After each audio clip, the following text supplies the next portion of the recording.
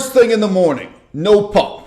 Today's episode of the Thinking with Your Penis podcast is devoted to a very special part of my audience.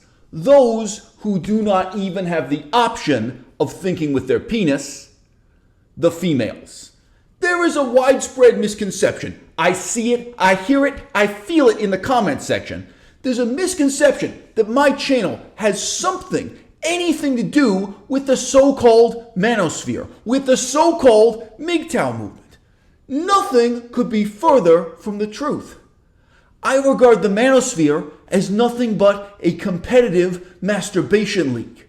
And what the fuck your prize is for being the man who masturbates the most, whether that be mentally, physically, or yes, y'all, spiritually, because it is in part a demented religious movement, I cannot fucking imagine.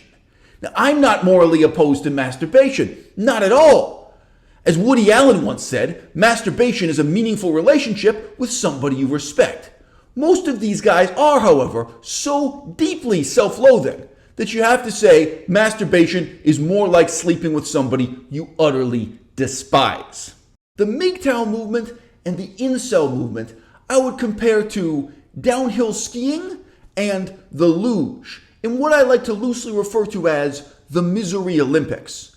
It's a kind of Olympic sport competition for who can prove that they're the most miserable, who can show the highest level of accomplishment in daring acts of self-pity. I have nothing to fucking do with those people. They have nothing to fucking do with me. But I do get emails from female members of the audience. Today's episode of the podcast is going to consist of me reading and responding to those comments and those questions. All right, comment number 1.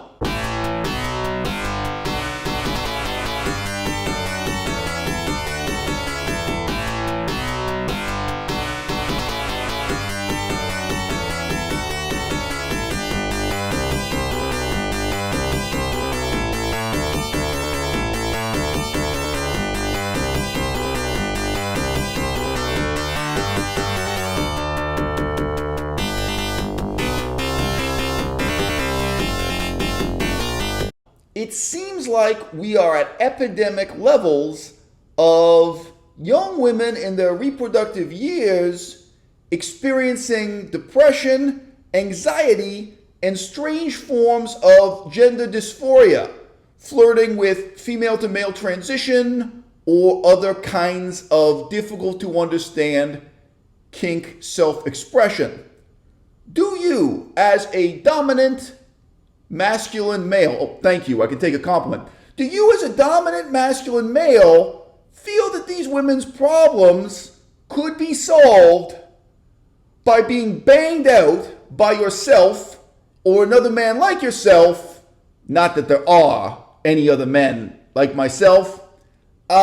Feeling your penis penetrate them several inches deeper than they've ever been penetrated before, having 30, 60, 90, or 100 orgasms in a single night? Okay, I have to answer this question in 2 parts. You may or may not be surprised to hear that my 2 answers are no and hell no. The first thing you have to understand about depression is that it cannot be solved by happiness. Happiness is not the opposite of depression. Happiness is not the solution to depression. If you are addicted to eating chocolate bars, you can't cure that by eating broccoli. Doesn't matter how much or how little broccoli you have in your diet, one is simply not the solution for the other. We think of depression and dissatisfaction as 2 different things, but they're not. People are dissatisfied for particular reasons because of real problems that they may or may not be able to articulate, may or may not be able to analyze, may or may not be able to take action to solve. If you are dissatisfied with your gender, if you are challenging gender roles in your life, if you are experimenting with transgenderism, transsexuality, freaky 3-ways and 4-ways with all kinds of genders involved, you are trying to examine, trying to analyze, trying to understand, trying to arrive at a solution for a type of dissatisfaction in your life. And there's a sense in which I respect that, even if you engage in a series of experiments that go horribly wrong. even if you engage in a series of experiments that end up on Pornhub and make it impossible for you to ever stand for election for mayor. I respect that. What I don't respect is this reification of depression or reification of gender identity crisis issues with the concept of happiness counterposed as the solution lying off in the distance. Fundamentally, happiness is never going to make you less depressed. Whether that's having 100 orgasms a day with a man who loves you, 50 orgasms a day with a man who despises you, trying to find a cure for cancer, or for that matter, if you derive your sense of self-assurance, your sense of satisfaction and happiness from the long, slow, sad struggle to grind out just 5 orgasms a month with that pathetic excuse for a computer programmer you settled down with because he could put a roof over your head when you didn't have one. If you settle for less, you will spend the rest of your fucking life wishing you had struggled for more. But here's where it gets fucked up, my dude. The pursuit of happiness does not relate to the burning fire of depression, the burning fire of dissatisfaction, whether that be related or unrelated to your gender, related or unrelated to your sexuality. It does not relate to that fire as sand or water. The pursuit of happiness is just more fuel for the fire. And if you're wondering if you should get at me in the DMs for that deep dick therapy I was describing, you should. Okay, question number 2.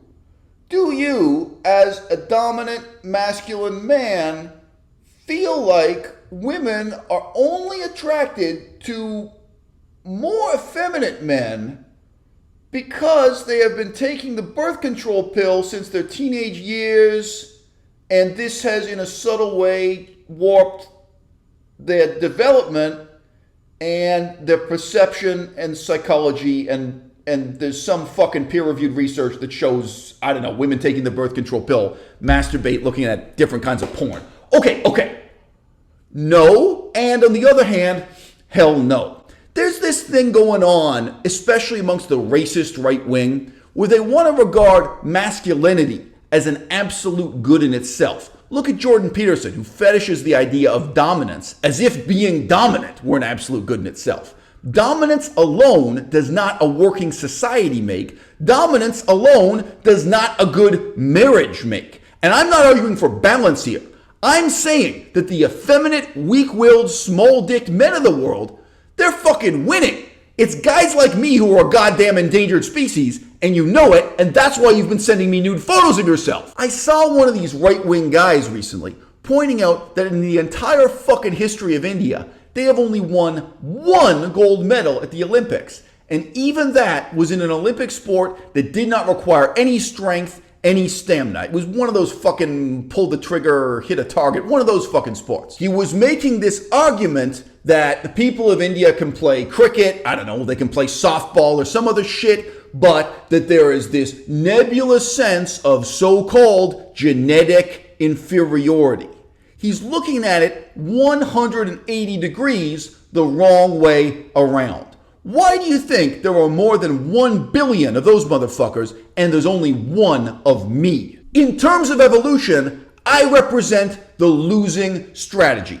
I go to university, I dominate my fucking professors. I dominate all the women in the classroom with me. I dominate all the men. I am dominant to a fault. I am masculine to a fault. I have a high sex drive to a fucking fault. It makes my life miserable. It makes the woman I'm married to miserable. It makes the women I'm cheating on my wife with very happy, but that also makes my wife miserable. From Charles Darwin's perspective, what you see right here is genetically inferior. The fucking small dick, weak-willed conformist strategy that you see demonstrated on a massive scale by the people of China, by the people of Japan, by the people of India, that is the winning strategy. And that's why the elite level of our own society, the elite level of people that I encountered at Cambridge University and Oxford University, all of them are fucking living on that small dick energy like a bunch of goddamn manatees floating around the bayou with their fucking faces down in that goddamn long weed grass. My point, in brief, is this. In the real world, in practice, small dick manatees win, big dick killer white sharks lose. You people may feel fascinated watching me rant this way on camera. Would you actually want to live in the same fucking apartment with me? Would you actually want to fucking get up first thing in the morning and go do those 200 push-ups at the gym with me? No. You think you would, but you wouldn't. Would you want me putting a fucking guilt trip on you every fucking day because you haven't read Aristotle, you haven't read Thucydides, and I've been on your ass trying to get you to do the reading so you can compensate for the abysmally low level of your fucking high school education for months? The orgasms ain't worth it. Putting up with my ass ain't worth it. Every single fucking one of you would prefer to be with a small dick, low energy, unambitious, effeminate man. Those are the choices you make. Those guys are popular. Those guys have women pursuing them. The vast majority of women prefer an effeminate male. They prefer a weak male, and it's not because they're taking the birth control pill. It's the other way around. They're taking the birth control pill so they can fuck those guys without getting pregnant. Real life is not X-Men. Nobody is getting pregnant with a cognitive awareness of what would be for the best for the future of the species. None of these women are trying to get laid, fall in love, get married, let alone get pregnant and have kids for some kind of abstract conception of what would make planet Earth a better place, the same way that men are not buying fucking electric vehicles. Thank you for taking the time to make so many videos that are low-key bragging about the size of your dick and high-key boasting about how good you are in bed. That really empowers me as a woman to shame and resent my husband more. Okay, thank you. I'd like to think that this YouTube channel is helping each viewer in a very different way. And if it helps you by ruining your marriage, you're welcome. I wanted to get your perspective on the triangulation of Joe Biden's policy vis-a-vis Russia, China, and India. Okay, that's an easy one to wrap this up real quick. Joe Biden began romancing India with the same misguided attitude as the hottest guy in the high school who thinks that any girl he's currently dating is an obstacle to some other better girl. He breaks up with one girl with the assumption that this very act of rendering himself single will somehow initiate a better relationship with a better woman. As time goes on, tragically, he's going to learn this is not true. It's not true in two very different ways. Firstly, having a positive relationship with this female doesn't prevent you from having a positive relationship with that female. And no, I am not just talking about cheating, but what I'm talking about definitely includes cheating. What handsome young men need to learn, and learn the hard way, is that rejecting one woman does not in any way move you closer to having a positive relationship with another.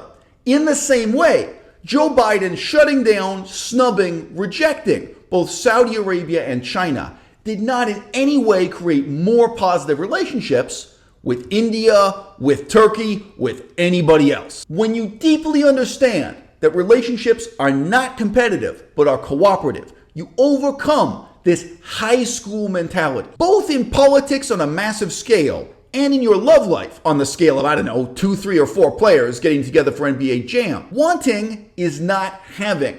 The fact that I want some woman and she wants me doesn't mean we have a relationship. It doesn't mean we can or ever will relate.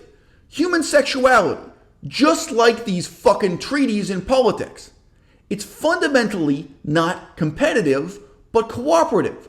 Joe Biden was behaving as if, by removing China from the list of America's strategic partnerships, the list of America's alliances, a bizarre situation that goes back to the Nixon era, subject for another video, simply by taking China out of the position of being his main bitch, India would rise up, would compete to take China's place. And that was not and has not been the case at all. From the perspective of an immature, inexperienced, callow young man in high school, it seems like the biggest deal in the world that I want you and you want me. As you get older, as you more deeply appreciate the fact that human sexuality is not competitive but cooperative, you move past this paradigm to instead question, if I am going to have a positive relationship with you, who do you want me to be?